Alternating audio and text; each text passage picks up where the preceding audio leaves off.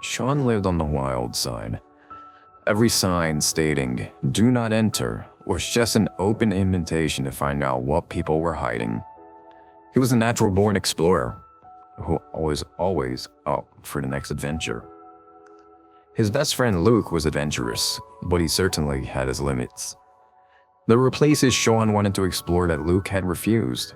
There were adventurous, and then there was just stupid.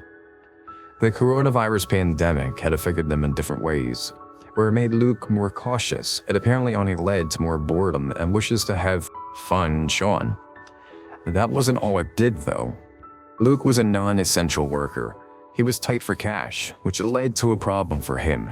It was Sean's birthday, and he didn't have the money to get his best friend a gift. Luckily, what Sean really wanted didn't cost a dime. Unluckily for Luke, it was pure recklessness. Sean wanted to break in and explore the now abandoned Lady Gertrude's Asylum. It was supposedly one of the most haunted places in America, and happened to only be a town over from where they lived. Sean had wanted to go for years, but Luke had always refused. Now, Sean was asking him to go with him for his birthday, and Luke had reluctantly agreed.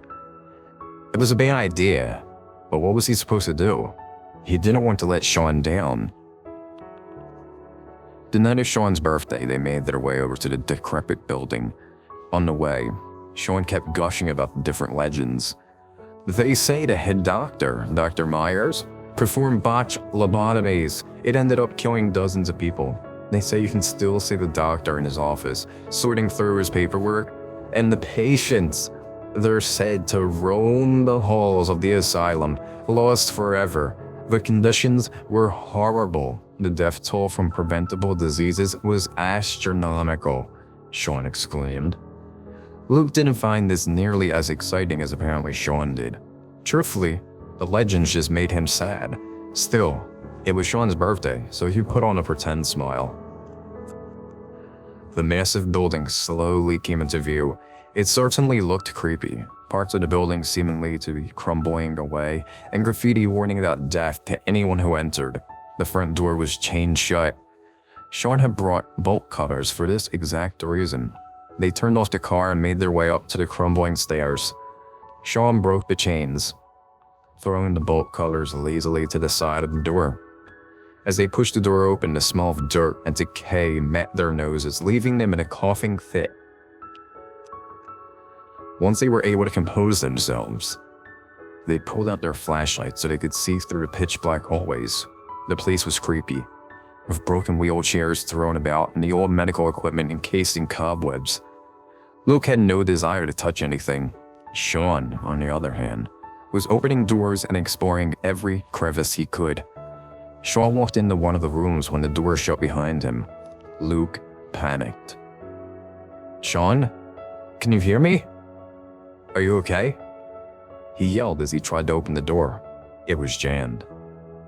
"I'm fine," he could hear Sean's voice. "Wow, did that scare me?" He said it as if it was the most exciting thing ever. "There's another door across the room. It looks like it leads to another hall. Just meet me at Dr. Myers' office. That's the row of big double doors on the 3rd floor.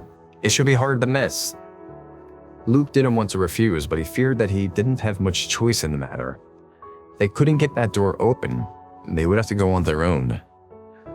Luke slowly made his way through the halls, looking for stairs of any kind. He felt like he had been walking forever when he heard a shuffling sound coming from around the corner. His blood turned cold, and it began to shake, causing the light from his flashlight to bounce around. He took a deep breath and swiftly walked away towards the sound. He let out a shriek as he ran into a girl about his age. She shrieked as well, then put her hand on her chest as if to calm her beating heart. "You scared the hell out of me," she exclaimed. "You scared the hell out of me," he responded back. They both took a moment to calm their breathing before Luke began to question her. "What are you doing here?" he asked. "I got lost," she said. "I was with my friends when I made a wrong turn, and now I can't find them. I'm Lexi, by the way." "Luke," he replied. "And same here. I'm supposed to meet a friend up on the 3rd floor, but I have no idea where any of the stairwells are." Lexi gave a little smile. Well, I can help you with that. I just came from the 4th floor. I'll show you to the stairs if I can stay with you. This place gives me the creeps and I do not want to be alone, she said. Luke agreed, secretly happy to have someone with him as he made his way through the asylum. They took off, Lexi leading the way. You don't seem like you really want to be here, Lexi said, making conversation. I don't, but I'm here as a favor for a friend, Luke replied. Well, we're in the same boat because neither of us wants to be here, she said. She turned a corner and brought him up to a stairwell. Here you go. The floors are numbered, so you shouldn't have any problem finding the 3rd floor. Aren't you coming? He asked. She shook her head. I am going to try to find the exit. I've got people waiting on me. It was nice to meet you, Luke, she said with a kind smile. Same here, he said as he walked into the stairwell, and Lexi turned around and walked in the direction of the exit. Luke made it to the 3rd floor and immediately found the double doors labeled Dr. Meyer's office. He had another mini fright as he nearly ran into Sean as he opened the doors and walked in. Sean, he said, relieved. Sean looked up and smiled. Any paranormal activity? Sean looked hopeful. Nope, replied Luke. Dan, me neither. I guess this place is a dud. I did find some old paperwork on the patients, he said. Luke followed Sean behind a large desk where an old picture on the wall captured his attention. It showed who he assumed was Dr. Myers with well over 100 patients, each with their names listed at the bottom of the photo. It was old, at least 50 years old. He scanned the sad faces when one made him stop, in shock. He counted. 4th row, 36 from the left. It was undoubtable. He knew that face. He looked at the name printed at the bottom of the photo. Alexis Young. He felt cold. Lexi had been lost longer than he realized.